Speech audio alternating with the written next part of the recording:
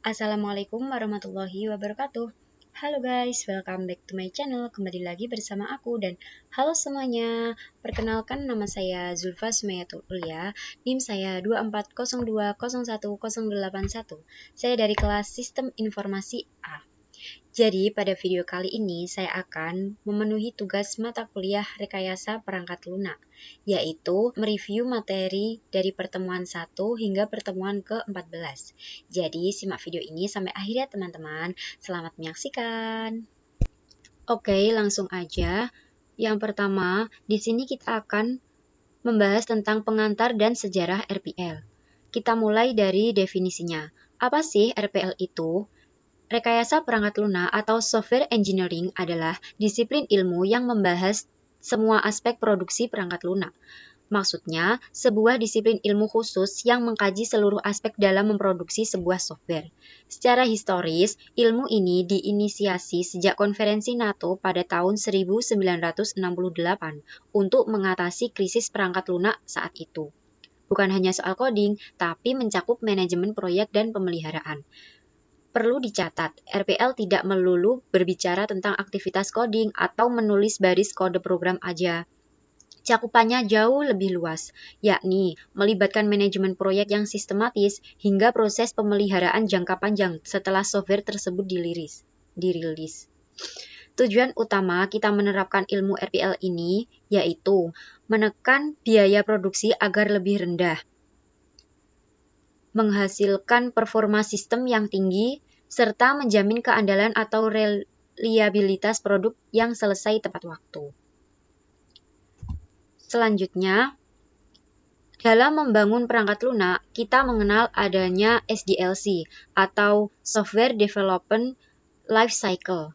Ini adalah kerangka kerja yang memiliki 6 tahapan utama. Yang pertama ada planning atau definisi masalah dan kelayakan. Planning adalah langkah awal untuk mendefinisikan masalah yang dihadapi dan menganalisis apakah proyek tersebut layak dikerjakan secara teknis maupun finansial. Yang kedua ada analis atau pengumpulan kebutuhan user. Maksudnya, tahap di mana kita mengumpulkan data mengenai apa aja kebutuhan real dari pengguna sistem atau user. Yang ketiga ada desain, perancangan arsitektur dan UI. Desain adalah proses menerjemahkan kebutuhan tersebut ke dalam rancangan teknis, meliputi arsitektur software dan desain antarmuka pengguna atau UI, User Interface. Yang keempat ada implementation, proses coding atau konstruksi. Implementation ini adalah tahap konstruksi nyata, yaitu proses melakukan coding berdasarkan desain yang telah dibuat. Yang kelima ada testing, tahap krusial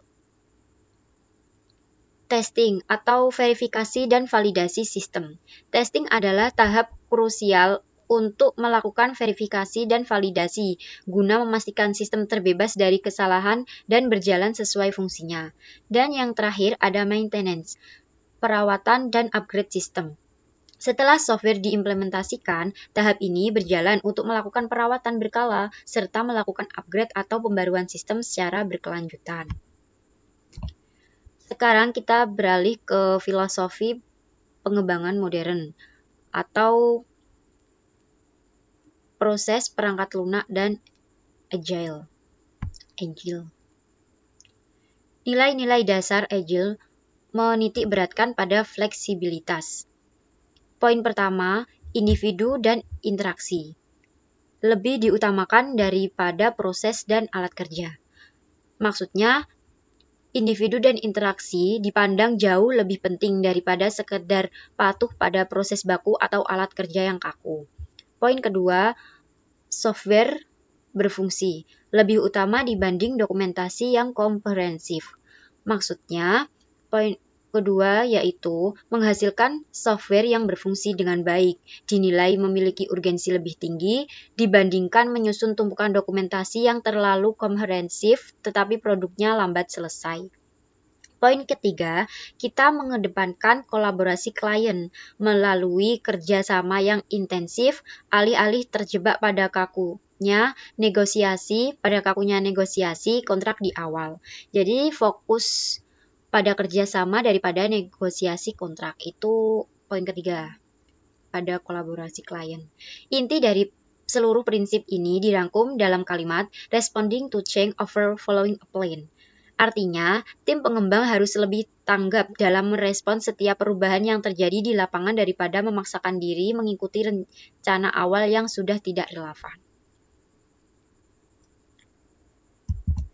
Selanjutnya, di dalam ekosistem Agile sendiri terdapat beberapa ragam metodologi praktis yang sering diterapkan di industri. Yang pertama ada Extreme Programming atau XP, fokus pada kesederhanaan, komunikasi, dan feedback cepat. Metode ini mengutamakan aspek kesederhanaan dalam penulisan kode, komunikasi yang intens antar tim, serta penyerapan umpan balik atau feedback yang cepat dari pengguna. Kedua ada Scrum, menggunakan iterasi yang disebut sprint. Maksudnya, Scrum adalah metode yang sangat populer. Ini bekerja menggunakan siklasi iterasi jangka pendek yang dinamakan sprint. Rentang waktu satu sprint biasanya berkisar antara 1 hingga 4 minggu untuk menyelesaikan target tertentu. Yang ketiga ada RAD, Rapid Application Development, menekankan siklus pendek dan cepat. Maksudnya, pendekatan ini sangat menekankan pada siklus pengembangan yang pendek dan serba cepat agar aplikasi segera dapat digunakan. Dan yang keempat, ada FDD, Feature Driven Development, berfokus pada hasil fitur yang nyata. Maksudnya, proses pengembangan dalam metode ini berfokus langsung pada perancangan dan penyelesaian hasil-hasil fitur secara nyata dan bertahap. Oke, slide selanjutnya. Sebelum kita mulai membangun sistem, kita wajib menyusun dokumen bernama SRS atau Software Requirement Specification, spesifikasi kebutuhan. Di dalam dokumen ini, kebutuhan sistem dikategorikan menjadi 3 bagian. Yang pertama, kebutuhan fungsional, menjelaskan apa yang harus dilakukan sistem, yaitu detail yang menjelaskan apa saja tindakan yang harus bisa dilakukan oleh sistem, meliputi pemrosesan data input, alur proses, hingga output yang dihasilkan. Yang kedua, kebutuhan non-fungsional, batasan layanan, yang mendefinisikan batasan layanan dari sistem, seperti standar keamanan data atau security, tingkat keandalan, reliability, dan kecepatan performanya. Dan yang ketiga ada kebutuhan domain, yaitu persyaratan spesifik yang melekat pada bidang industri atau lingkungan tempat aplikasi tersebut akan diterapkan. Nah, harus diingat, penyusunan dokumen SRS ini harus mengacu pada standar internasional IEE, guna menjamin strukturnya baku dan diakui secara profesional. Next. Beranjak ke rekayasa sistem atau sistem engineering, di sini kita diajak untuk memiliki cara pandang yang holistik atau menyeluruh. Pandangan holistik terhadap pembangunan sistem berbasis komputer yang menggabungkan elemen, yaitu ada hardware, software, database, dan manusia. Di sini kita diajak untuk memiliki cara pandang yang holistik atau menyeluruh. Mengembangkan perangkat lunak tidak boleh dilihat secara terisolasi. Membangun sistem berbasis komputer yang sukses adalah hasil integrasi harmonis yang menggabungkan 4 elemen esensial, yaitu aspek perangkat keras atau hardware, logika perangkat lunak atau software, penyimpanan data terstruktur berupa database, serta peran manusia baik sebagai operator maupun pengguna akhir dari sistem tersebut. Next, slide selanjutnya. Perancangan arsitektur software. Dalam menentukan struktur internal perangkat lunak, kita mengenal beberapa gaya arsitektur dengan karakteristik utamanya masing-masing.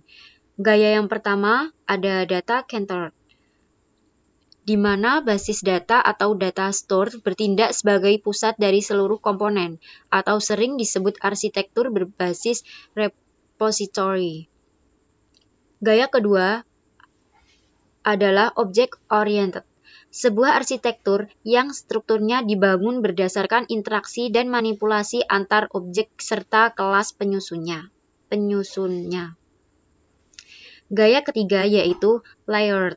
Arsitektur ini disusun secara bertingkat atau berlapis, umumnya memisahkan lapisan terluar seperti user interface atau UI, lapisan pembantu atau utility, hingga lapisan inti program atau core. Dan gaya keempat adalah data flow. Arsitektur ini bekerja layaknya pipa saluran di mana data input akan mengalir dan diubah menjadi output melalui serangkaian proses manipulasi secara berurutan. Next, untuk memvisualisasikan rancangan software, kita menggunakan UML atau Unified Modeling Language, pemodelan sistem dengan UML. Kita wajib menganalisis pemodelan ini dari empat perspektif yang berbeda. Yang pertama,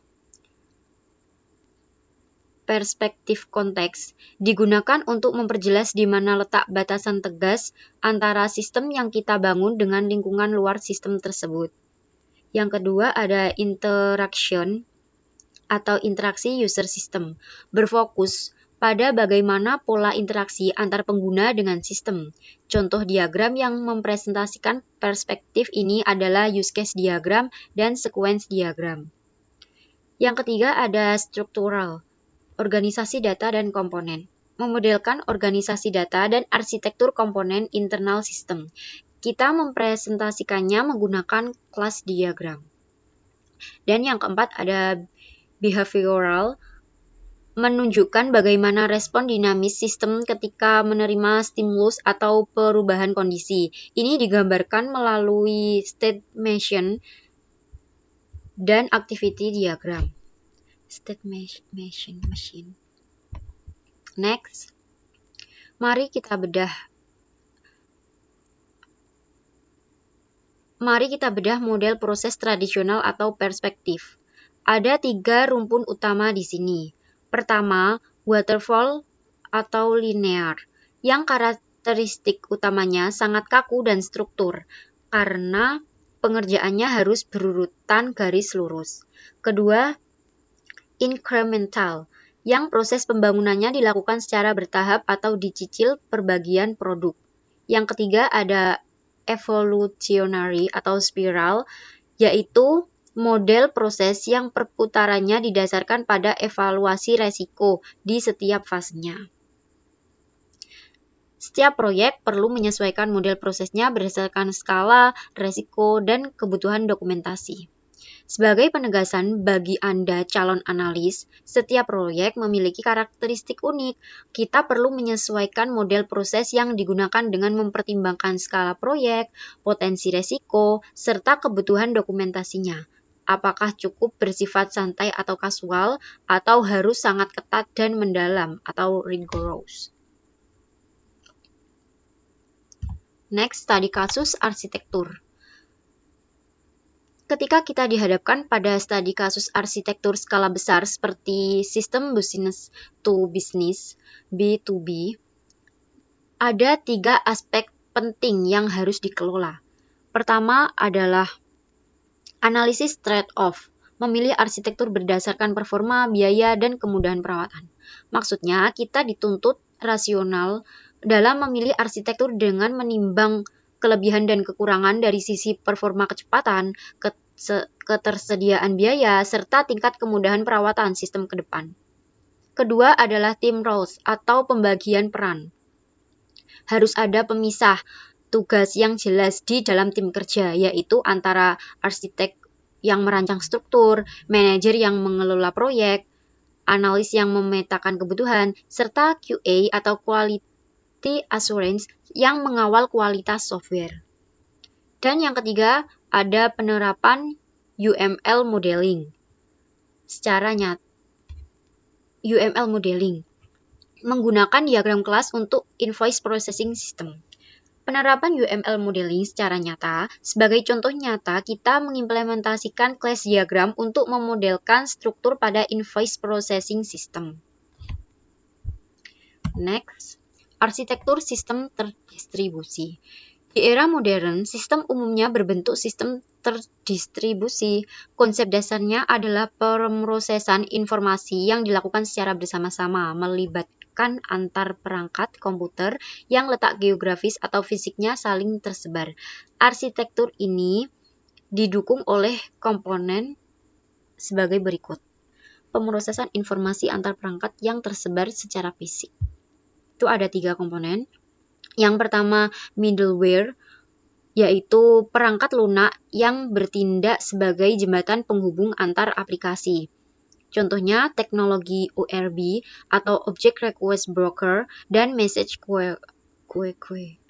Yang kedua ada Remote Invocation, pemanggil prosedur jarak jauh atau RPC, yaitu protokol yang memungkinkan suatu sistem melakukan pemanggilan prosedur atau fungsi yang berada di komputer jarak jauh seperti RPC, Remote Procedure Call. Dan yang ketiga ada LAN and WAN. Ini adalah infrastruktur jaringan lokal maupun area luas yang menjadi jalur komunikasi fisik penghubung antar komputer tersebut. Jaringan penghubung antar komputer. Next, desain antarmuka pengguna atau user interface. Beralih ke ranah desain antarmuka pengguna atau user interface (UI), terdapat fondasi teori terkenal dari Theo Mandel yang disebut 3 aturan emas atau Golden Rules. Aturan pertama, place user in control, berikan kebebasan pada user. Artinya, berikan kebebasan dan kendali penuh kepada pengguna saat berinteraksi dengan sistem, jangan mengekang mereka. Yang kedua, reduce memory load. Minimalkan hafalan user. Buatlah desain yang intuitif untuk meminimalkan beban ingatan pengguna. User tidak boleh dipaksa menghafal langkah-langkah yang rumit. Dan yang ketiga, make interface consistent. Konsistensi tampilan dan navigasi. Aturan ketiga, jaga konsistensi bentuk visual, tata letak tampilan, serta alur navigasi di setiap halaman aplikasi. Sebagai tambahan, sebelum membuat UI atau user interface, lakukan analisis mendalam yang mencakup pemetaan terhadap profil pengguna, jenis tugas yang akan dikerjakan, konten informasi apa saja yang disajikan, serta bagaimana lingkungan kerja tempat sistem itu dioperasikan. Next. Karakteristik sistem real-time. Berikutnya adalah sistem real-time, yaitu jenis sistem yang menuntut batas waktu eksekusi yang sangat ketat, di mana waktu responnya harus berada di bawah 100 milidetik. Berdasarkan toleransinya, kita membaginya menjadi 2. Ada hard real-time. Di sini batasan waktu bersifat mutlak dan wajib dipenuhi tanpa pengecualian. Keterlambatan sedikit saja akan berakibat fatal pada kegagalan sistem keseluruhan. Contohnya adalah sistem kendali pesawat terbang. Yang kedua, soft real-time. Keterlambatan bisa ditoleransi.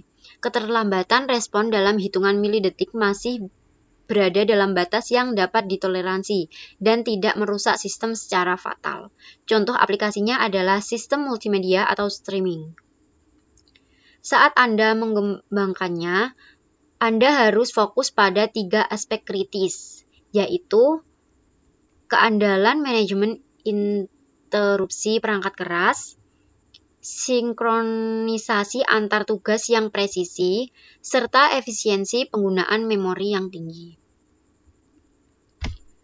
Next, slide terakhir yaitu analisis dan desain berbasis objek. Slide terakhir mengenai materi inti kita adalah analisis dan desain berbasis objek atau OOAD.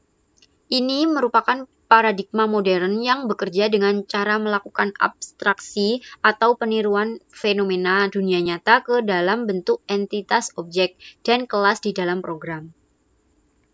Terdapat 3 pilar utama yang menyusun paradigma ini. Yang pertama ada encapsulation, penyembunyian detail implementasi. Maksudnya, proses pembukusan atau penyembunyian detail implementasi internal kode agar tidak dapat dimodifikasi sembarangan dari luar. Yang kedua, inheritance, konsep pewarisan properti dan sifat dari suatu kelas induk atau parent class kepada kelas anak, child class, untuk efisiensi kode. Dan yang ketiga, polymorphism, satu nama banyak fungsi. Maksudnya karakteristik yang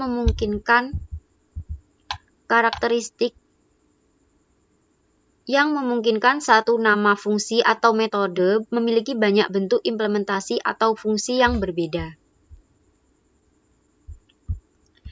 Nah, pemodelan berbasis objek ini secara praktis wajib kita tuangkan ke dalam 4 ragam diagram utama UML, yaitu use case diagram, class diagram, activity diagram, dan sequence diagram.